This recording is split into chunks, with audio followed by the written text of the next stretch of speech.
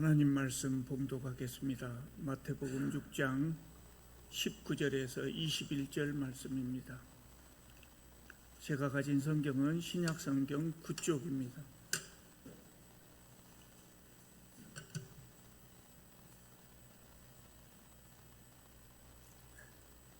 제가 봉독하겠습니다. 마태복음 6장 19절 말씀입니다. 너희를 위하여 보물을 땅에 쌓아두지 말라. 거기는 좀과 동록에 해하며 도둑이 구멍을 뚫고 도둑질하느니라. 오직 너희를 위하여 보물을 하늘에 쌓아두라. 거기는 점이나 동록이 해하지 못하며 도둑이 구멍을 뚫지도 못하고 도둑질도 못하느니라. 내 보물이 있는 그곳에 내 마음도 있느니라. 아멘. 마태복음 6장은 예수께서 가르쳐 주신 하나님과의 관계에 대한 교훈 4가지를 기록하고 있습니다. 그 중에 우리가 앞에서 기도의 자세와 또 구제할 때의 자세에 대해서는 이미 말씀을 드렸습니다. 오늘은 4가지 것 중에서 3번째 교훈, 금식의 자세와 4번째 교훈인 하나님 사랑에 대해서 말씀드리려고 합니다. 먼저 3번째 교훈입니다. 3번째 교훈은 금식의 자세에 대하여 금식할 때 어떻게 할 것이냐, 이것을 말씀하고 있습니다. 이스라엘 사람들은 원래 금식이 어떻게 생겼냐면, 원래는 아주 마음이 괴롭거나 슬플 때, 또 하나님께 회개할 것이 있을 때, 또 간절한 소망이 있을 때, 이렇게 특별한 일이 있을 때 금식을 했다고 합니다. 금식을 하면서 기도하면 기도의 응답을 더 잘 받을 것으로 생각했기 때문에 그랬던 것이죠. 그런데 나중에는요, 특별한 일이 없어도 경건 생활, 신앙 생활의 일환으로 금식을 하게 되었습니다. 그래서 금식이 처음에 시작했던 것하고 달리 여러 가지 다른 모습을, 보기 안 좋은 모습들을 보여주게 된 것이죠. 그래서 예수님이 말씀하셨어요. 16절을 한번 볼까요? 6장 16절. 저는 설교할 때 이렇게 성경을 읽으면서 말씀드리기 때문에 여러분들도 성경을 펴놓고 같이 읽으시는 것이, 같이 보시는 것이 도움이 됩니다. 제가 봉독하겠습니다. 눈으로만 따라서 읽으시기 바랍니다. 16절입니다. 금식할 때 너희는 외식하는 자들과 같이 슬픈 기색을 보이지 말라. 그들은 금식하는 것을 사람에게 보이려고 얼굴을 흉하게 하느니라. 내가 진실로 너희에게 이르노니 그들은 자기 상을 이미 받았느니라. 너는 금식할 때 머리에 기름을 바르고 얼굴을 씻으라. 이는 금식하는 자로 사람에게 보이지 않고 오직 은밀한 중에 계신 내 아버지께 보이게 하려 함이라. 은밀한 중에 보시는 내 아버지께서 갚으시리라. 이렇게 말씀하셨어요. 예수님 시대의 사람들이 금식할 때 보통 옷을, 다른 옷을 입었다 그래요. 무슨 옷을 입냐면, 지금은 별로 안 씁니다마는 마대자루 같은 모양의 옷을 입고 머리에 재를 뿌리고 또 목욕도 하지 않고 그렇게 금식을 했다고 합니다. 일부러 자기 몸을 흉하게 보이도록 한 것이죠. 나 좀 봐주라, 내가 지금 금식하고 있다, 이렇게 광고하는 겁니다. 그래서 예수께서는 17절에 뭐라고 말씀하십니까? 흉하게 하지 말고, 일부러 흉하게 하지 말고 너는 금식할 때 머리에 기름을 바르고 얼굴을 씻으라 그랬어요. 머리에 기름을 바르고 얼굴을 씻는 것은 그 시대 사람들의 일상적인 모습이었어요. 기름을 발라서 머리를 잘 정리하고 얼굴은 당연히 아침에 일어나면 세수하고 그렇겠죠. 그러니까 결국 이 말씀은 무슨 말씀이냐면, 금식할 때 금식한다고 하는 것을 보이기 위해서 일부러 흉하게 다니지 말고, 금식한다고 하는 것을 광고하려고 특별한 모습으로 다니지 말고 평소와 같이 일상적인 모습으로 금식을 해라, 이런 말씀입니다. 그러니까 이것은 우리가 앞에서 이야기했던 구제할 때의 모습이나 기도할 때의 자세하고 같아요. 핵심이 뭐였습니까? 사람에게 보이려고 하지 말라는, 사람에게 보이려고 하지 마라. 그래야 은밀한 중에 보시는 아버지께서 갚으신다, 이렇게 말씀하셨어요. 그러니까 금식의 자세도 사람에게 보이려고 하지 않는 겁니다. 오늘 지난번에 구제의 자세나 기도의 자세는 한 주씩, 하나의 한 주제에 한 주씩 말씀드렸는데, 오늘은 두 개의 주제를 말씀드리는 이유가, 구제의 자세는 앞에, 오늘 금식의 자세는 앞에 구제의 자세나 기도의 자세에서 말씀드렸던 것하고 거의 같아요. 그래서 길게 말씀드릴 필요가 없는 겁니다. 어떻게 하라고요? 사람에게 보이려고 하지 마라. 똑같아요.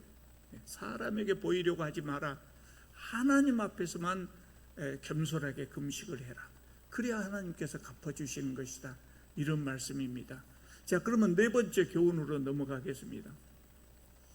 네 번째 교훈은 아까 맨 처음에 제가 읽어드린 말씀 19절부터 시작해서 6장 마지막 절 34절까지 이어집니다. 굉장히 깁니다.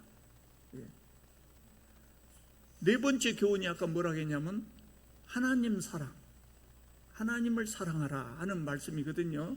그런데 6장 19절에서 34절까지 이 긴 말씀이, 내용을 읽어보면요, 가다가 주제가 헷갈릴 정도로 길어요.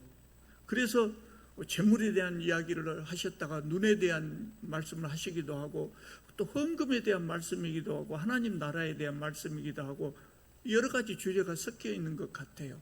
그런데 이 말씀이 모두 다 한 가지, 하나님을 사랑해야 된다, 이 말씀에 대해서 이야기하고 있어요. 그런데 그 하나님 사랑을 예수님이 더 자세하게 설명하기 위해서 세 가지 것을 강조해서 말씀하시죠. 하나님 사랑에 대한 세 가지. 첫째 뭐냐? 재물을 섬기지 않아야 한다 그랬어요. 아까 제가 봉독해 드렸지요. 너희를 위하여 보물을 땅에 쌓아두지 말라.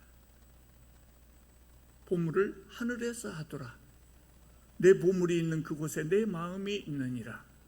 그래서 얼른 읽어보면 그 헌금에 대한 이야기 같아요. 그리고 실제로 목사님들이 이 본문을 가지고 헌금에 대한 이야기를 많이 하시거든요. 그래서 헌금에 대한 말씀이 아닌가 그렇게 혼동하는데, 이거 하나님 사랑에 대한 말씀입니다. 예수께서 하나님을 사랑하려면, 하나님을 사랑하려면 첫 번째, 재물을 섬기지 않아야 된다, 이렇게 말씀하신 것입니다.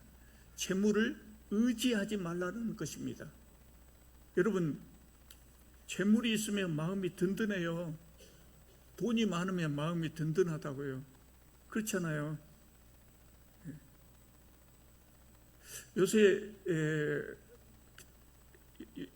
돈으로 평생 먹고 살려면 얼마나 있어야 될지 모르겠어요. 근데 좀 넉넉 잡아서 통장에 한 50억 좀 들었다 그러면 든든하겠죠. 든든하겠죠.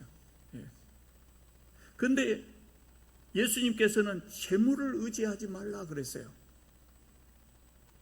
돈이 많으면 재물을 의지하게 돼요. 재물을 의지하게 돼요. 재물을 의지하다 보면 재물을 또 섬기게 돼요. 여호와 하나님이 나의 목자이신 것처럼 재물이 나의 목자가 되어준단 말이에요. 얼마나 얼마나고 마음이 든든한지 몰라요. 근데 예수님은 그렇게 하지 말라고 하셨어요. 왜 그랬습니까? 재물이라고 하는 것은 좀이 먹을 수도 있고, 동록이 해할 수도 있고, 도적이 구멍을 뚫고 들어와서 도적질해 갈 수도 있기 때문이다, 그렇게 말씀하셨어요. 지금은 별로 좀에 대해서 걱정 안 하죠. 그런데 옛날에 좀약이 그렇게 좋지 않았을 때는 우리 옷 걸어놓으면 좀이 막 먹고 다니잖아요. 그런데 예수님 시대에는 이 의복 한 벌이 큰 재산이었습니다. 큰 재산. 큰 재산이었어요. 근데 그 조미해하면 재산이 못 쓰게 되잖아요. 동록은 뭐예요? 구리에 쓰는 녹이에요. 돈에 녹이 서러 불면 돈을 사용하지 못해요. 예수님 시대 집은 흙으로 지었어요. 흙으로 벽돌을 만들어 갖고 집을 지었어요. 그러니까 도둑이 문 열고 들어오려다 문이 잠겨졌으면 벽을 뚫고 들어온다고 그래. 예수님 시대에는. 예. 재물을 땅에 두면 땅에 쌓아둔 재물은 조미 먹고 동록이 슬고 또 도적이 들어와서 도적질 한다, 그렇게 말씀하셨어요. 그 말씀의 의미는 뭐냐면 재물은 허망한 것이다. 우리가 궁극적으로 의지할 만한 것이 되지 못한다. 절대적으로 의지할 만한 것이 되지 못한다 그래요. 50억 은행에다 넣어놓으면 그대로 있습니까? 없어질 수도 있습니까? 많이 없어질 수 있습니다. 절대 안 없어질 것 같아도 없어질 수 있어요. TV 보다가 그런 이야기를 여러 번 봤습니다. 젊은 연예인이 20대 돼서 20대에 벌써 아이돌 그룹이 돼가지고 수십억을 벌었다고. 수십억을 벌었다고. 그런데 믿는 사람들에게 사기를 당해가지고 쫄딱 망해서 아무것도 없다. 그런 이야기 우리 TV에서 종종 보잖아요. 사기를 당할 수도 있고 절도를 당할 수도 있고 사업이 안 좋게 돼서 사업이 기울어서 돈이 다 사라지는 경우도 있고. 돈은 허망한 것이다. 절대적으로 궁극적으로 의지할 만한 것이 되지 못한다는 거예요. 그래서 예수께서는 보물을 땅에 쌓아두지 말고 하늘에 쌓아두라, 그렇게 말씀하셨어요. 왜 그렇게 말씀하셨냐면 재물이 있는 곳에 마음이 있기 때문에 그렇습니다. 재물을 하늘에 쌓아둔 사람은 하늘에 더 많은 관심을 가질 수밖에 없잖아요. 그래서 하나님을 더 사랑한다. 하나님을 더 사랑한다.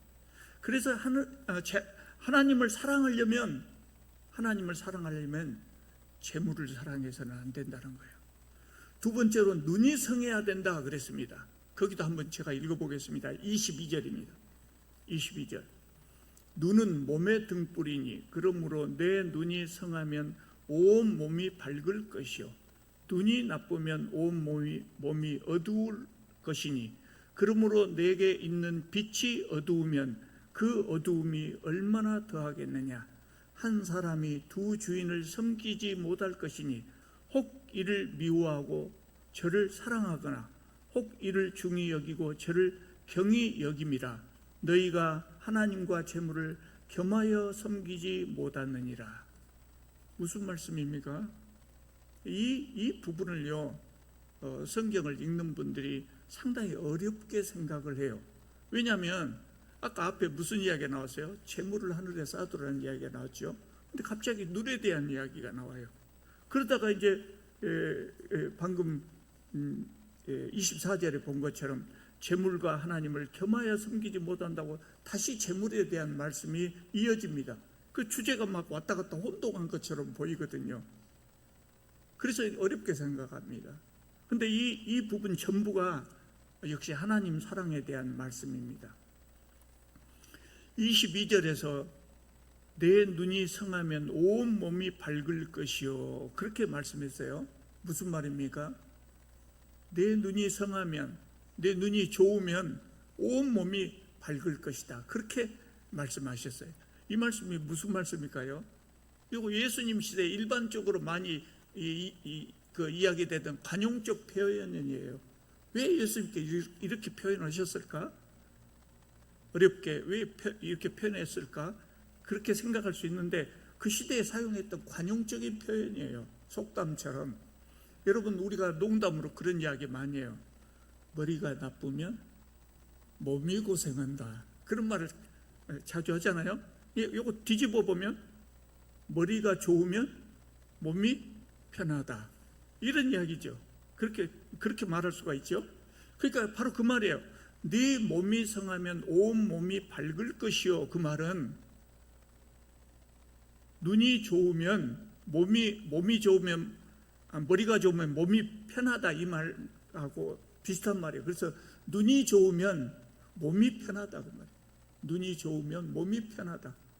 왜 그러면 눈이 좋으면 몸이 편하다 그러지 온 몸이 밝을 것이요 그랬다냐? 그 시대의 관용적인 표현이에요. 그러니까 우리는 그렇게 알아먹으면 돼요. 눈이 좋으면 몸이 편하다. 신앙적으로 표현하자면 눈이 좋으면 신앙생활을 더 잘할 수 있다. 무슨 관계가 있어요? 여러분,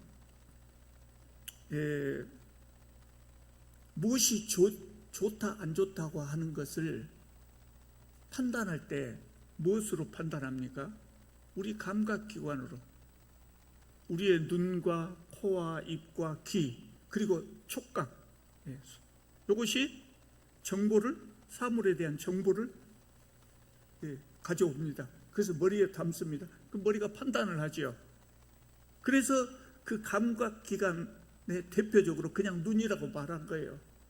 이제 머리가 좋으면 몸이 편하다 그럴 때 머리는 그냥 이 머리가 아니라 판단력을 이야기하잖아요. 그러니까 눈이란 말도 마찬가지예요. 눈이 좋으면 몸이 편하다. 눈이 좋으면 신앙생활을 더 잘할 수 있다. 이 말은 우리의 판단력이 옳게 판단하면, 판단력이 좋으면 신앙생활을 더 잘할 수 있다. 그 말입니다. 이 이야기를 왜 지금 갑자기 이 이야기를 하냐?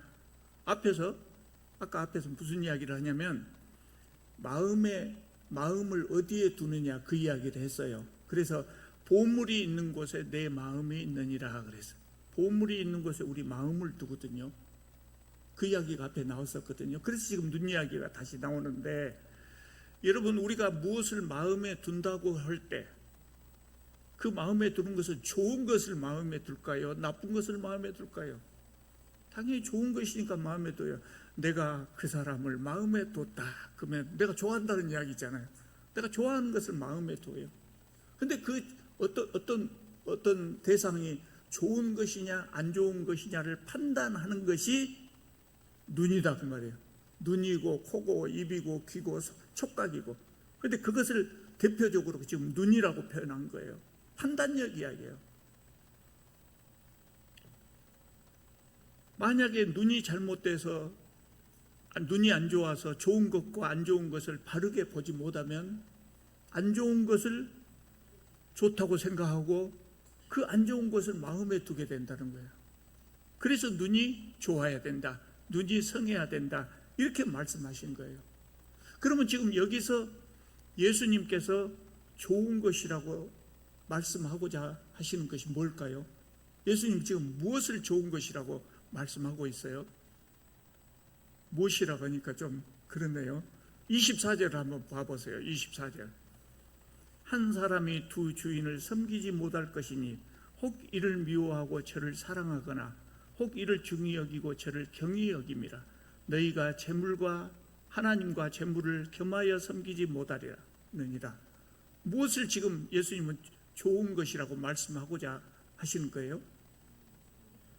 하나님과 재물을 지금 비교하셨는데 그 중에 하나님이다. 재물이 좋은 것이에요? 안 좋은 것이에요? 재물도 좋은 것이죠. 사실 얼마나 좋은 것입니까? 이렇게 하나님하고 아주 안 좋은 것을 했으면 좋은 거 안 좋은 거 그럴 뻔했는데 하나님도 좋고 재물도 좋단 말이에요. 그래서 예수님은 하나님과 재물을 비교한 거예요. 안 좋은 것이면 세상 사람 중에 누가 하나님과 우리가 안 좋게 여기는 안 좋은 것하고, 예를 들면 하나님과 돌멩이를 겸하여 섬길 사람이 누가 있어요? 그거 별것도 아닌데, 가치가 없는데. 근데 사람들이 재물을 좋게 여기고 재물이 없이는 우리가 생존하기가 어려우니까 재물을 좋아하다 보니까 재물을 섬기게 되고 이런단 말이에요. 그래서 예수님께서 하나님과 재물을 겸하여 섬기지 못한다 이렇게 말씀하셨어요. 그러니까 예수님의 말씀은 재물도 엄청 좋은 것이지만 하나님은 어째요? 더 좋다는 거예요. 더 좋다는 거예요. 그러니까 우리가 눈이 좋으면, 우리의 판단력이 좋으면 그것을 볼 수 있다는 거예요. 판단력이 안 좋은 사람, 눈이 성하지 못한 사람은 그것을 보지 못한다. 재물에만 의지하려고 한다는 그런 이야기예요. 그래서 눈이 성해야 된다고 말씀하시는 겁니다. 하나님을 마음에 둔 사람은 하늘에 관심이 많겠죠. 재물에 마음을 둔 사람은 땅에 관심을 많이 갖겠죠. 그래서 눈이 성해야 된다고 그렇게 말씀하신 거예요. 눈이 성한 사람은 하나님을 마음에 두기 때문에 하늘에 관심을 가질 수밖에 없어요. 그래서 하나님을 사랑하려면 눈이 좋아야 한다는 거예요. 올바른 판단력을 가져야 된다는 이야기입니다. 세 번째로 하나님을 사랑하려면 또 뭘 해야 되냐면 염려하지 않아야 된다 그랬어요. 염려하지 않아야 된다. 25절부터 한번 읽어보겠습니다.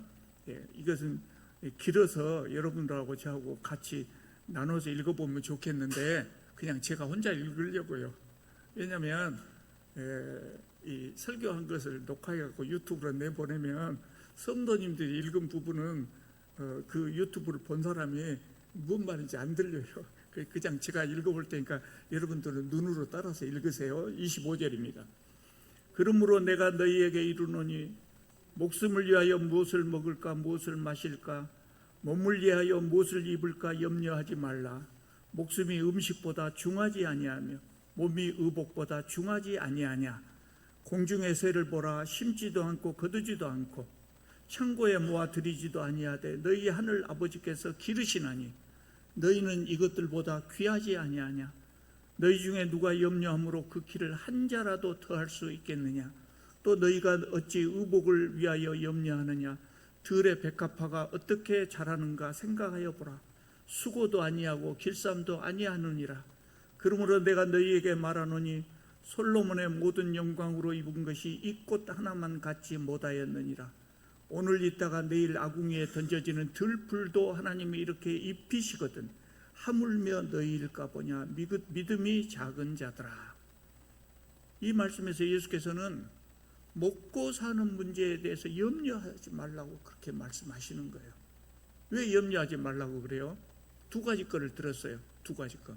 그러므로 그랬잖아요. 그러므로로 시작하니까 앞에서 내가 말한 것 그것 때문에 염려하지 말라고. 앞에 나오는 건 뭐예요? 하나님과 재물을 겸하여 섬기면 안 된다는 거예요. 그러니까 이 말씀은 뭐냐면 사람이 먹는 것에 대해서 염려를 하게 되면 재물을 섬길 위험이 있다고 말해요. 여러분 세상에 재물을 섬기는 사람이 얼마나 많습니까? 재물을 하나님처럼 섬기는 사람 얼마나 많습니까? 물어보면 재물 섬긴다고 절대 말 안 해요. 그러나 그 모습을 보면 재물을 섬기는 사람 얼마나 많습니까? 이해할 수 있죠. 왜냐하면 우리가 자본주의 사회에 살기 때문에 재물이 없으면 생존하기가 어렵단 말이죠. 그래서 재물을 의지하다 보니까 재물을 사랑하죠. 그러니까 세상살이의 염려, 먹고 사는 문제에 대해서 염려를 하게 되면 재물을 섬길 위험이 있다는 것이죠. 예수님의 제자들이 먹는 문제를 염려했다면 예수님의 제자로 나설 수가 없었겠죠. 그래서 하나님을 잘 섬기려면 세상살이에 대한 염려가 없어야 된다고 말씀하시는 거예요. 두 번째로 왜 염려하지 말라고 하시냐면요, 하나님께서 돌보시기 때문에 염려하지 말라 그랬어요. 공중의 새도 먹이시고 들의 잡초들도 입히십니다. 근데 하물며 하나님의 자녀를 입히시고 먹이지 않고 가만 놔두겠느냐고 말이에요. 하나님께서 당신의 자녀들, 인간의 부모들도 자기 자녀들을 어떻게든 먹이고 입히려고 애를 쓰는데 하나님이 그렇게 안 하시겠냐. 더군다나 하나님은 부자예요. 부자 하나님이 그렇게 하지 않으시겠냐고 말이에요. 그래서 먹고 사는 문제에 대해서 너무 염려하는 것은 누가 하는 거예요? 이방인이나 하는 것이다 그랬어요. 그 이방인이란 말은 안 믿는 사람 의미예요. 안 믿는 사람이라 그런 걸 걱정하지, 우리는 하나님이 우리의 부모님이 되어주시는데 뭘 그걸 걱정하느냐고. 그래서 걱정할 필요가 없다는 거예요. 여러분, 염려하지 말라는 말은 하나님만 믿고 아무것도 안 해도 된다 그 말 아니에요. 그 말은 아니에요. 자신에게 필요한 것들을 얻으려고 노력하는 것은 바른 신앙이죠. 일하지 않는 것은 바른 신앙이라고 할 수 없어요. 하나님만 믿기 때문에 나는 가만히 있어도 하나님 먹여주신다고 일하지 않는 것, 그 바른 신앙 아니에요. 어리석은 짓이고. 우리가 하나님을 믿더라도 하나님께서 재물을 얻을 방법으로 일하라고 하셨기 때문에 일하는 것은 바른 신앙이에요. 그런데 예수님께서 염려하지 말라고 하시는 것은 일하지 말라는 것이 아니라 염려를 하지 말라는 거예요. 우리는 하나님의 자녀입니다. 그래서 하나님께서 먹이시고 입히시기 때문에 재물에 대해서 염려할 필요가 없는 것입니다. 그러면 우리는 뭘 해야 되냐? 하나님께서 맡겨주신 일, 그 열심히 하면 돼요. 그냥 그거 열심히 하고 있으면 하나님께서 다 알아서 해주신다고 했어요. 그 하나님께서 우리에게 맡겨주신 일이 뭘까요? 31절에 나와요. 이제 31절. 그러므로 염려하여 이르기를 무엇을 먹을까, 무엇을 마실까, 무엇을 입을까 하지 말라. 이는 다 이방인들이 구하는 것이라. 너희 하늘 아버지께서 이 모든 것이 너희에게 있어야 할 줄을 아시느니라. 그런즉 너희는 먼저 그의 나라와 그의 의를 구하라. 그래서 재물에 대해서 염려하는 대신에 뭐라고요? 하나님 나라와 하나님의 의를 구하라. 이 땅 위에 하나님의 나라를 확장하기 위하여 하나님의 정의를 실현하기 위해서 열심히 일하라는 것이에요. 염려하지 말라는 것은 하나님께서 다 먹여줄 것이니까 아무것도 하지 말고 가만히 앉아서 기다려라, 이런 의미가 아니에요. 우리가 비록 일터에 나가서 일을 할 때 돈 때문에 이러지 말라는 거예요. 돈 때문에. 어떤 사람, 그런 사람 봤어요. 저하고 같이 근무했던 사람인데 강의료가 너무 적다고, 나는 돈 받은 만큼만 강의해야 쓰겠다, 그렇게 이야기를 하더라고요. 학생들에게 가르치는 것 자체가 보람되거든요. 돈 때문에 일하면요, 사람이 너무 불쌍하게 돼요. 초라하게 돼요. 우리는 가치를 위해서 일하거든요. 가치, 일의 가치. 더 나아가서는 하나님께서 맡겨주신 일. 내가 이 일터에서 내가 일하고 있지만 내가 먹고 사는 것 때문에 일한 것이 아니라 하나님의 나라를 확장하기 위해서 일하는. 열심히 일하더라도 돈 때문에 일하지 말고, 권력을 얻으려고 막 노력하지 말고, 하나님 나라를 확장하고, 어떻게 하면 이 땅 위에 하나님의 정의를 실현할 수 있을까? 어떻게 하면 내가 이 일을 통해서, 내 직업을 통해서 하나님의 정의를 실현할 수 있을까? 이것을 보고 일하는 것이에요. 결국은 그게 뭐예요? 하나님을 사랑하는 것이다. 그래서 오늘 말씀은 아주 긴 구절, 예수께서 길게 말씀하셨지만 전부 하나님 사랑에 대한 말씀이죠. 여러분, 우리는 재물이 없으면 생존할 수가 없습니다. 그래서 나도 모르게 재물을 사랑하게 되고, 또 내가 가난하게 될까 염려하기도 합니다. 그러나 재물에 대한 염려가 너무 크고 재물에 대한 사랑이 너무 크면 하나님을 섬기기가 어렵죠. 그래서 예수께서는 재물을 사랑하지 말고 생존하는 문제에 대해서 너무 염려하지 말고 하나님 나라와 하나님의 정의를 구하라고 그렇게 말씀하신 것입니다. 그렇게 하면 이 모든 것을 너희에게 더하시리라 그랬어요. 그렇게 하면 하나님께서 아버지가 되셔서 필요할 때마다 좋은 것을 공급해 주신다는 그런 의미입니다. 여러분, 우리는 재물에 대한 염려를 버리고 하나님을 정말 잘 사랑할 수 있기를 바랍니다.